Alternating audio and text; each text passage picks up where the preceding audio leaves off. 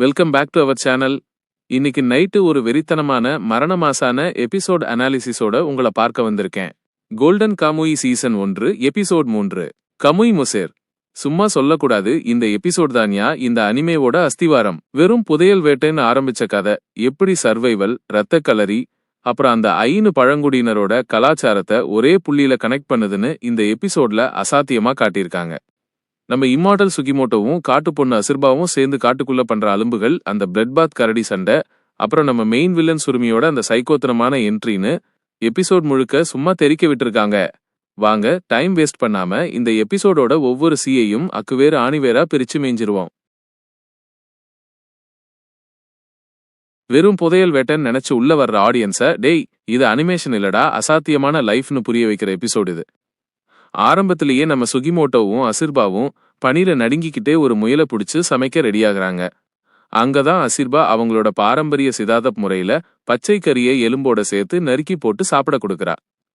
நம்ம ஊர்ல எப்படி சாப்பாட்டுல மசாலா முக்கியமோ அந்த மாதிரி சுகிமோட்டோ ஜப்பானிய மிசோ பேஸ்ட அதுல தடவுறான்.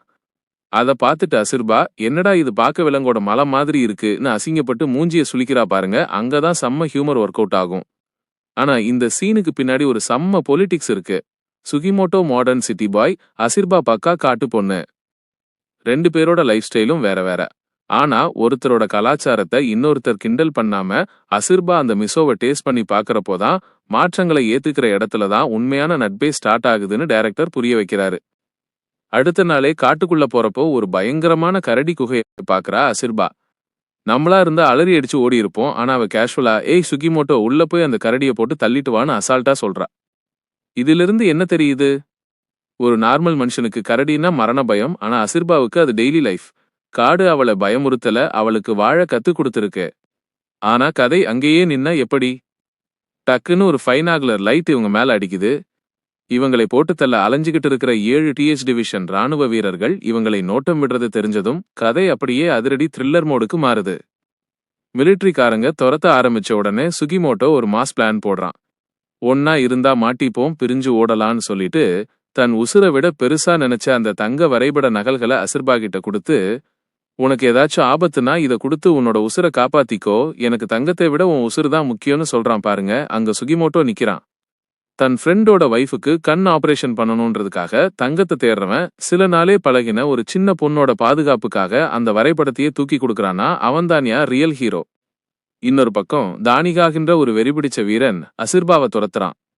ஆனா நம்ம காட்டு பொண்ணு பனியில காலடி தடத்தை மாத்தி போட்டு அவனை கன்ஃபியூஸ் பண்ணி கெத்து காட்டுறா. ஒரு வழியா அவன் அவளை கார்னர் பண்றப்போ சீன்ல மாசா என்ட்ரி தருது நம்ம ஒயிட் ரெத்தார். மின்னல் வேகத்துல வந்து தானிகாகியே கவ்வுது. அந்த மரண பயத்திலையும் அசிர்பா ரெத்தார் அவனை விட்டுடு, தேவையற்ற கொலைகள் வேணான்னு கத்துறா. அசிர்பாவுக்கு பழிவாங்கிறது நோக்கம் கிடையாது, செல்ஃப் டிஃபென்ஸ் மட்டும்தான் அவ ரூல். இதற்கிடையில சுகிமோட்டோவை 3 பேரு வளைக்கிறாங்க. அதுல ஒருத்த சுகிமோட்டோ முகத்தை பார்த்ததும் அலறான், டேய் இவன் சாதாரண ஆள் இல்லடா, இவன் தான் இம்மார்டல் சுகிமோட்டோன்னு. அந்த ருசோ ஜப்பானிய போர்ல சாவோட விளிம்புகே போயிட்டு வந்த அவனோட அந்த கொடூரமான ஃபேஸ் பேக் அங்கதான் ஓபன் ஆகுது.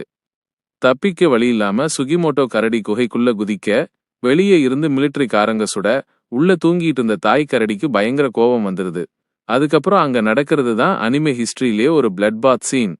குகையிலிருந்து வெறிக்கொண்டு வர்ற கரடி வீரர்களை கடிச்சு கொதறி முகத்தை கிழிச்சு தொங்க விடுது. மனுஷன் எவ்வளவு பெரிய கன் வச்சிருந்தாலும் இயற்கையோட ஒற்றை சீற்றத்துக்கு முன்னாடி அவன் வெறும் தூசிதான். சிவிலைசேஷன் ஐவிட வைல்ட் பவர்ஃபுல்னு காட்டுற மரண மாஸ் சீன் அது. எல்லா ரத்த கலரிக்கும் அப்புறம் சுகிமோட்டோ குகையிலிருந்து வெளியே வர்றான். ஆனா அவன் கையில ஒரு குட்டி கரடி குட்டி இருக்கு. தாய் கரடி செத்துட்டதால அந்த ஆதரவற்ற குட்டிய அவன் தூக்கிட்டு வர்றான். எவ்வளோ பெரிய கொலையாளிக்குள்ளும் ஒரு ஈரமான இதயம் இருக்குன்றத இந்த சீன் அழகா காட்டும். அது அப்படியே அவங்க 5 கிராமத்துக்கு கூட்டிட்டு போறாங்க. அங்க அசிர்பாவோட பாட்டி ஹுச்சி இவன் அன்பா வரவேற்கிறாங்க. சுகிமோட்டோ, இந்த குட்டிய பெருசானதும் காட்டுல விட்டுருவீங்களான்னு கேக்குறப்போ அசிர்பா சொல்ற டயலாக் தான் இந்த எபிசோடோட ஆன்மா. நாங்க கரடிகளை வெறும் மிருகமா பாக்கறதில்ல, அவங்க மனித உலகத்துக்கு வந்திருக்க கடவுளர்கள், காமோயி. இதை எங்க பிள்ளை மாதிரி வளர்த்து இயோமந்தே சடங்கு மூலமா இதோட ஆன்மாவை மறுபடியும் கடவுள் உலகத்துக்கே அனுப்பி வைப்போம்னு சொல்றா. இயற்கையையும் விலங்குகளையும் மனிதன் அடிமைப்படுத்தக்கூடாது, அதுக்கும் ஆன்மா இருக்குன்னு சொல்ற 5 மக்களோட உன்னதமான வாழ்வியல் இது. எபிசோடோட எண்டுல தான் நம்ம மெயின் வில்லன் லெப்டினன்ட் சுருமி வர்றான். போர்ல மண்டையோட உடைஞ்சு அதுல ஒரு பிளேட் வச்சிருக்க அவனோட லுக்கே மிரட்டலா இருக்கும். உன்னால 4 வீரர்கள் செத்துட்டாங்கன்னு ஒரு அதிகாரி கத்த சுருமி யோசிக்கவே இல்ல. அந்த அதிகாரியோட விரல பல்லாலேயே கடிச்சு துப்புறான். சுத்தி இருக்கிறவங்க ஷாக் ஆகி இவனை சுடுங்கன்னு கேப்டன் சொல்ல, ஆனா சுருமி மேல இருக்கிற குருட்டு பாசத்துல சொந்த ஆட்களே அவங்க கேப்டனை சுட்டுக் கொல்றாங்க. சுருமி வெறும் வில்லன் இல்ல, அவன் ஒரு சைக்கோபதி ஜீனியஸ். அவனோட பேச்சாற்றலால ஒரு ஆர்மையவே தன் கைக்குள்ள வச்சிருக்கான்னு புரிய வைக்கிறாங்க. கடைசி சில நொடிகள்ல ஜப்பானோட லெஜெண்டரி சாமுராய் ஹிஜிகாதா த ஓஷ இஜோ ஜெயில இருந்து தப்பிச்சு கையில வாளோட மாசா என்ட்ரி கொடுக்கறாரு. இப்போ இந்த தங்க வேட்டையில 3 பெரிய பவர்ஃபுல் குரூப் ஃபார்ம் ஆகிடுச்சு. ஒன்னு ஜஸ்டிஸ்காக போராடுற சுகிமோட்டோ கூட்டல் அசிர்பா கூட்டணி. இன்னொன்னு ராணுவ அதிகாரத்தோட ஆடுற லெப்டினன்ட் சுருமி. மூணாவது சாமுராய் பாரம்பரியத்தோட வர்ற ஹிஜிகாதா த ஓஷ இசோ.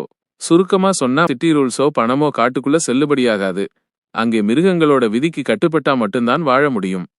மொழி இனம் தெரியலன்னாலும் ஆபத்துல சுகிமோட்டோவும் அசிர்பாவும் காட்டுற அந்த மியூச்சுவல் ட்ரஸ்ட் இருக்கே, அதுதான் இந்த கோல்டன் காமுய் அனிமேவை ஒரு பொழுதுபோக்கையும் தாண்டி இயற்கையோட பேராற்றலை பேசுற காவியமா மாத்துது.